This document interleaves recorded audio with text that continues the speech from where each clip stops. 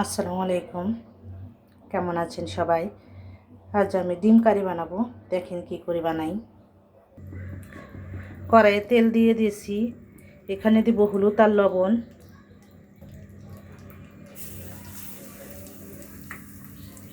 ডিমগুলো দিয়ে সুন্দর করে ভেজে নেব।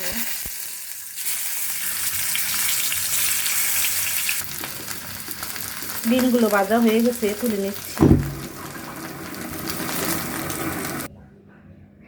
দিয়ে দিচ্ছি গোটা গরম মশলা,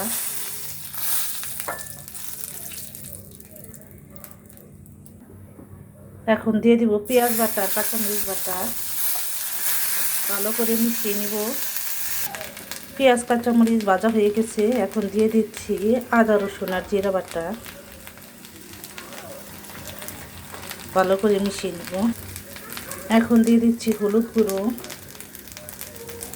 ধনিয়া গুঁড়ো, মরিচ গুঁড়ো, লবণ। ভালো করে মিশিয়ে নিয়েছি। এখন পানি দিব।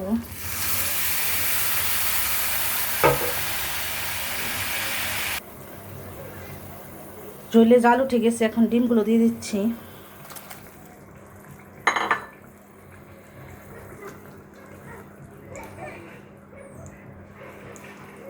ভালো করে ফুটিয়ে নেব। আমার রান্না প্রায় শেষ। আমি ডিমগুলোর মাঝখান থেকে অর্ধেক করে কেটে দিয়েছি, যেন ভিতরে লবণ মরিচ ঢুকতে পারে।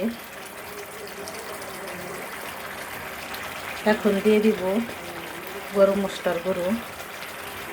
ভালো করে মিশিয়ে নামিয়ে নেব। আমার রান্না শেষ। নামিয়ে নিয়ে দেখাচ্ছি কেমন হয়েছে। ডিমের কারিটা কেমন হয়েছে জানাবেন। পাশে থাকবেন। আল্লাহ হাফিজ।